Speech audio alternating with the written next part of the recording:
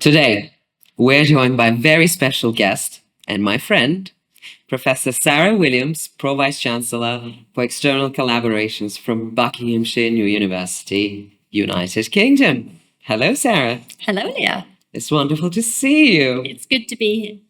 Sarah, tell us three most exciting facts about you. Three things you want the readers, the learners to know about you. Oh my gosh, now you've put me on the spot. Okay, one thing, I am a modern languages graduate. So I speak French and Spanish as well as English. That's one fact about me. Second fact, I've lived abroad. So I spent time living in France and in Spain. Third fact, I'm suddenly realizing I'm not terribly interesting. Oh, yes, you are. I suppose my third fact is just I have a complete wanderlust. I love to travel, and every time I have a spare weekend, I'm on a plane going somewhere. Anyway, doesn't matter. And here we are, speaking of travel. And here we are in Islamabad. And so, which brings me exactly to that very first question. Why Pakistan? Why Islamabad? That's a great question. Why Pakistan? This was a country, I suppose, I knew very little about before I came here, quite honestly. And Usman is probably the main reason. He had been saying, you're going to love it. You have to come and see ICE. You have to come across to Pakistan. And I just said, okay, why not? And we came across and we visited for the first time last year. And I just fell in love with Pakistan. I fell in love with the sights, the sounds, the food, the culture, the people, the clothes, everything. I found it all intoxicating, quite honestly. So, and above and beyond, why Pakistan, the ICE also share a lot of our values. So they're also very skills driven. They've got their own incubation hub. They've got their kind of earn while you learn philosophy.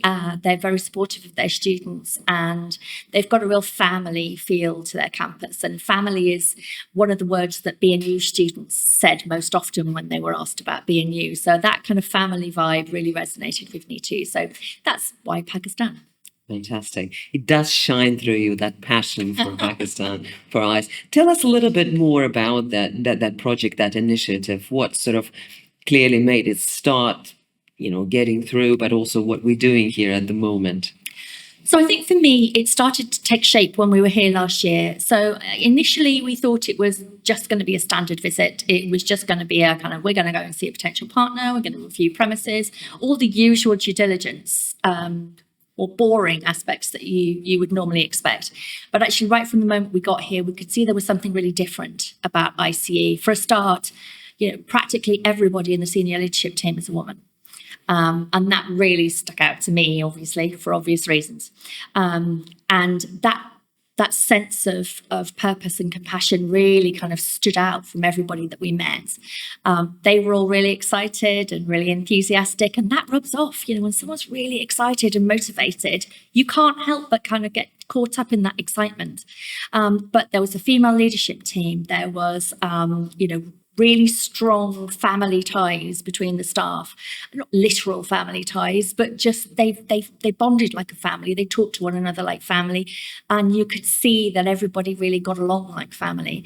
And having in the past visited partners where perhaps that's not been so evident, and there's maybe been more of a hierarchical, strict approach to management, I found that really refreshing and honestly quite surprising. So that was something that attracted us. I think the ethos around training students for careers, I think, is also quite unusual here in Pakistan, but that speaks to what we do at BNU, right? We're all about applied learning, we're all about skills and preparing students for work.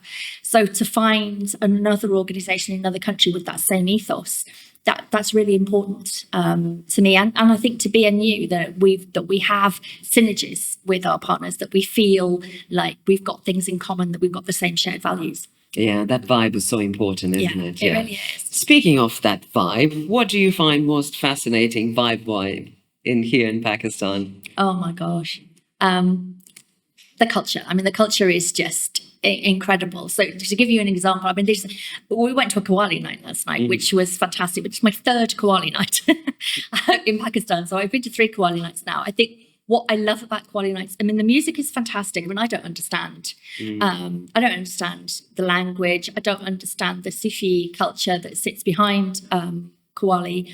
But what I do understand is the enthusiasm and the passion from the young people in the audience. And the fact that you've got this crowd of young people who are so enthusiastic about their culture, so passionate about it, and they are living their culture and that's part of who they are. That's really infectious. You know, it was so great to see. You know, they were all really joining in. It was, you know, it's like we were at a music concert, you know, in the United Kingdom. You know, that same energy and that same vibe, except that this was about their culture. This was about them feeling passionate about their heritage. And it's that storytelling, I think, that I find fascinating. And the fact that this storytelling has been passed down for generations and generations and generations, and it still resonates to the young people of today. So that I find the most intoxicating element of being here. Yeah, fantastic. I certainly share that sentiment. Speaking of the vibe, continuing with that scene and the vibe, what do you do in your spare time? What sort of fun things occupy Sarah Williams? Well, travel. You know, as I already said, I like going to concerts. I like going to music concerts. I like music. My kids were in a choir growing up, and I used to kind of help out with the choir. So, you know, I've had music in and around for many years. So I like going to music. But most of the time, I read and I sleep and I hang out with my friends and family. I don't really have a lot of spare time. I think when you do this job, you don't really. It becomes kind of all-consuming, but in a good way. You know, I love it. It's not like it's a chore. I enjoy doing it. But yeah, if I do get any spare time, usually I'm getting on a plane, hopefully with friends and family, and hopefully going somewhere fun. Amazing. Right. What about food? I mean, we talked a lot about food last time. Yeah, Yes. You either love it or hate it. I mean, I'm a foodie. I love food. I do really love spicy food, and often the spicier. What's your favorite dish? I do like biryani. Okay. But you know, I love salmon, tandoori salmon, just really spicy fish. I love sushi. Is probably my favorite food of all time. I love sushi. You just can't beat good sushi. Salivating. I know. I'm going to make myself so hungry now. That and cheese. I'm a huge cheese fiend. I would eat cheese forever, I think. Amazing. Well, I know we do need to talk business, so I bring us back into business. Back into business. Man. Absolutely. So transnational education. Yeah. I mean, it's a buzzword. It's been used quite extensively, especially in recent years in higher education. So particularly, you know, sort of Pakistan is becoming sort of a developing ground for TNE work. Yeah, Tell us a little bit about what TNE is about. What is it? What does it do? Essentially, transnational education is education across borders. So it's where you take programs or education systems or courses from one country and you deliver them either in conjunction with providers in another country, or you allow providers in another country to deliver your courses. So it's education across borders. I think what's different about the way in which we are approaching transnational education at BNU from this point forward is that we want to avoid the kind of colonialist model of transnational education, which is pervasive in the sector, where, you know, the UK provider imposes its curricula and its courses onto organisations, onto universities, colleges in other countries, and says, here, take it, run it as is. And I want to move BNU into a situation where actually we are working with our partners to co-develop courses, to use their local expertise and their local knowledge to design something, perhaps taking our courses as the core or as the starting point, but to design something that actually is much more meaningful for those students in that context. And I'm hoping that we learn from them in that process too. I mean, we've had lots of conversations already today with colleagues here at ICE about things that we can learn. And things that we would like to take back to BNU from what we've seen here. So I think there's lots of opportunity within good TNE for it to be a completely two-way process. Yeah. and actually about mutual exploration, mutual understanding, and breaking down some of those boundaries and barriers rather than one system of education coming in and imposing itself on another. Yeah, it's so wonderful, isn't it, when partners come together and listen to each other, actually to identify what exactly is needed and taking that forward. Yeah. I'd like to maybe drill a little bit more about T&E and the role you think it may play in sort of brain drain or, being a remedy for brain drain. Yeah. Do you have any thoughts on that? Yeah, I mean, I think it's actually, if you want to stop brain drain, it's the way to do it. If people are attracted by the idea of an international qualification, whether that be a British qualification, Australian, American, Canadian, then offering those qualifications in country is a way to stop people from leaving, isn't it? It's a way to stop the brain drain. But I think it needs to be more than that. It can't simply be, we're going to bring this, British, American, Australian qualification and you can study it here in country. That's great. And if that's something the market wants, perfect. But I think you need to be able to say, and what we have done is we've taken this qualification and we've contextualized it so that actually it's more meaningful for you now. And the skills that are embedded in this degree, for instance, are skills that your community needs, that your environment needs, rather than, hey, here's a set of skills that we developed for High Wycombe, which may or may not be useful in Islamabad. So I think we need to be working together to say, here's a program which is internationally recognised. It is a UK degree, but actually it's been contextualised for the local market. It's been contextualised for the needs of the local community here in Islamabad and wider Pakistan. So do you think the skills of a Pakistani student, do you think they're different from a skill set or, potentially skills that are required to be undertaken by a UK student? Do you see any similarities perhaps or some common ground? I see a lot of similarity, actually, a lot of similarity. I think, some of the skills that we've been talking about over the last few days are skills that we're talking about back in the UK as well. Things around AI and cybersecurity and computer science and developing that kind of network and the kind of the Silicon Valley of Pakistan thing that we've been talking about. But equally, health programs, allied health programs, education programs, these are all really important here, but they're equally as important in the United Kingdom. And we see that just in the numbers of students we have studying those programs. I think also, particularly in Karachi, what's been great is having some conversations around creative arts and creative industries. BNU is very strong in creative industries, and there's a real creative hub in Karachi, and you feel it. There's a real creative buzz, particularly textiles, fashion, TV, film production. So there's a real kind of hub and hum around that, which is it's a deliberate play on the Hum network, I know. But there is that buzz there, and I think that kind of speaks to the kind of skills conversations we're having in the UK as well.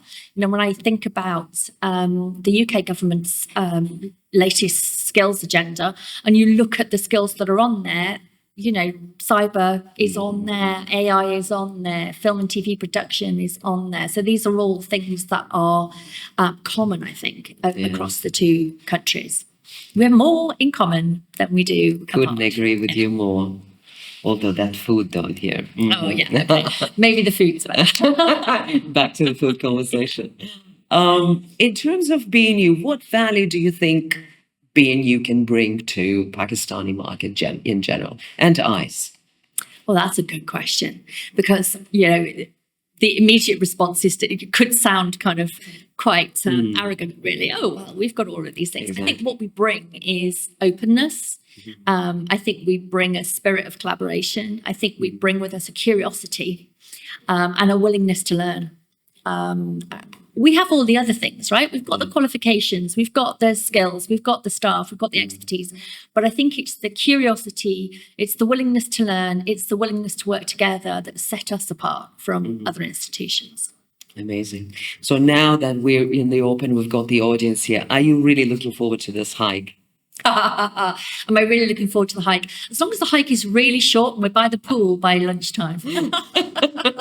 Because I know we had a choice, a pool or a hike. Pool or hike. It's like, okay, well, pool's usually going to win out every time. But fine, I'll do a little hike to earn the pool. Awesome. What do you think BNU and ICE can do together to create or bring together a new generation of students that are job ready, that are enthusiastic about the world, that are ready to make changes, ready to thrive? Oh, that's a great question. I think we've got to set up systems whereby we can learn from each other, students can learn from each other. So I think setting up projects for students at ICE and students at BNU to work on together will be absolutely critical. We need to kind of generate this idea of belonging to a worldwide community of BNU, a worldwide community of learning. So I think that would be absolutely critical, so that they learn from one another's skill sets, but they also learn from one another's experiences. So I think that's something we can do together. We've also talked a lot today about the work that we can do around online learning platforms. And ICE do some absolutely fantastic online learning packages. They're really quite sophisticated in the way that they package together chunks of learning, and how they pull that together into an online course is really quite sophisticated. And I think there's a lot of learning for us from that approach. So I think there's a couple of things to get us started. But you spoke earlier about research. Research collaborations, staff exchange, staff talking to one another. So, staff teaching modules in the UK, working more closely with the staff teaching the modules here, and learning from each other, and bringing perhaps some case studies, international case studies, an international UK here, international Pakistan, in the United Kingdom. I think those kinds of opportunities for closer collaboration, closer working. It's about developing those relationships, isn't it? Absolutely. I always feel when people bring together, this is where real magic happens, as we're able to exchange our views, but also challenge each other in so many different ways. So I think this is a really great environment to be. And, having looked around, we walked around today, we all day long, and seen people are receptive to listening to different points of view, and doing things differently, and, in a kind of more creative way. So that's really fantastic. So you've seen the amazing artwork by students earlier on. What was your favorite? Oh my God. You were quite moved. I was genuinely really quite moved. And at one point I had to kind of stop myself. So I'm actually going to cry, because the students put so much of themselves into their work. And the way they were explaining how they had conceptualized, how they had brought their ideas to life, how they'd actually put themselves in their work and brought themselves to life, and expressing themselves in that way was really moving. I was talking to Samaya about her work in terms of feeling lost, feeling alone, feeling like she doesn't belong anywhere, because she spent a lot of her youth, her childhood traveling around. And she said she didn't feel like she belonged anywhere, but she thought, as soon as I go back to Pakistan, it'll be fine, I'll belong there. And then arrived back in Pakistan only to feel like she didn't quite belong here either. And that was quite moving, this idea that your identity can be that fluid. And she really expressed that through her work, which was genuinely very moving. I was staggered, honestly. The first year students, year one students, level 4 students, the quality of their work was phenomenal, but the depth that they put into their work was something else.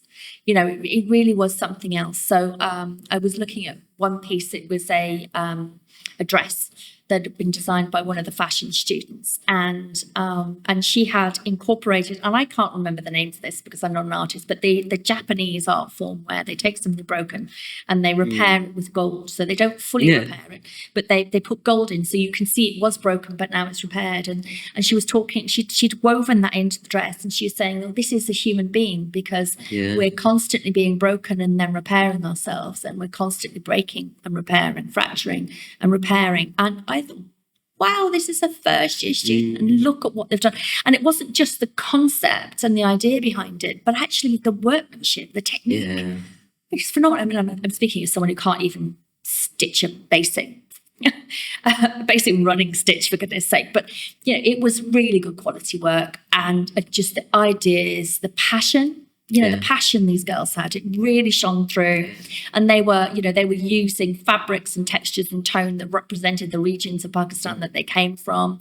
So one of the girls that I was speaking to came from Balochistan, and she incorporated some of the natural fabrics and patterns of that region into an overall design that she got. So she got the really traditional, but it was a very modern piece that was actually mostly constructed out of denim. And it was fantastic to see this kind of juxtaposition of the very traditional with the ultra modern, but still carrying through the history and the culture in a way that was deeply respectful. So I was really moved by looking at this artwork. It's incredibly talented young people here. Yeah, you are teary. I'm looking at you. You're still very emotional. It's really moving. Really moving. So based on that experience, it was. I mean, I've learned quite a lot even within the last couple of days that I was here. What can we take away from this, I suppose? What can we learn based on what we observe, do you think? I think I wish everybody could come to Pakistan, quite honestly, because I think coming here and experiencing it for yourself helps to break down a lot of preconceptions that people have. It is not what people expect at all. It's incredibly talented. It's incredibly creative, incredibly entrepreneurial. It's a very it's both a slow moving and fast moving society. On the one hand, everybody's really laid back. On the other, if you want something doing, tomorrow, okay. Wow, I mean, really? Well, we had that conversation. Yeah, I've noticed that as well. You want a website? You'll have it before you leave. Yeah. What? So the speed that they work and the way that they apply themselves, I think we can learn a lot from that. I think we can learn a lot from their creativity. They've got very creative ways of thinking, and this thinking outside the box, which we talk a lot about in the United Kingdom, but do very little of. They're doing it all the time. I mean, that's just their standard way of operating. It's their kind of modus operandi, if you like. They're constantly thinking, but what if we did this? And what if we did that? And I think we can learn a lot from that spirit of creativity, that spirit of innovation. And particularly with ICE as well, they've got the skills rated thing here. So they actually have an innovation hub for students built into the whole fabric of the institution. We can learn a lot from that. We can learn a lot from the earn as you learn. Their whole philosophy that they want students to be able to pay for their own education in full whilst they're studying. What a great concept. Why not? So I think we've learned quite a lot about ways of structuring. Maybe we need to kind of go back and persuade the Vice-Chancellor to completely look at new ways of structuring the institution. But, ways of structuring, ways of operating that are much more agile, much more creative, and actually much more focused on innovation and being and doing and thinking differently. My final question. Yeah. I know you're leaving this Sunday, so a couple more days left. Couple more days. Your favorite, most memorable moment so far? Oh my gosh, on this trip. I mean, I'm always bound to say Qawwali night because I do love a Qawwali night. And that's always memorable. But I have a couple of other memorable moments. In Karachi, I think for me, the most memorable moment was going and meeting with Abu Sultana Siddiqui again. She's a really inspirational woman, and I find it quite humbling to be in her presence. Just what that lady has achieved is phenomenal. To have set up such a huge international network as a woman, as a divorced woman with children at the time, what an amazing achievement. And for it to be as big and as popular and successful as it is phenomenal. But beyond that, the work that she's doing to support women and girls' education and the scholarships and sponsorships that she has. Another scholarship was set up in her name just the other day at a university in Karachi. So that for me is always a highlight. I find it fascinating to spend time with her. And I also really loved having the round table in Karachi with all of the ladies working in public relations. So, public relations is my subject area, and I love it. I both love it and critique it. And I think you critique the things you love because you want to make them better. And it was great to meet with them, to hear their stories. And half the time I was sat there thinking, yeah, Yeah. Again, so much in common. So I think those were real highlights for me. But for me, the highlights are always the people-centered activities that we do. You know, when we're meeting people. Last night, the Qawwali was fantastic. You know, really talented Qawwali singers. But the highlight of the night was watching the students enjoy themselves, watching them become immersed in the music and just lose themselves to the rhythm. I mean, that's the highlight. The talking to people, they making connections with people. That's always the highlight of my visits. Thank you very much, Sarah. It's Thank been a you. pleasure to have you on our show. It's been lovely to talk to you, Leah.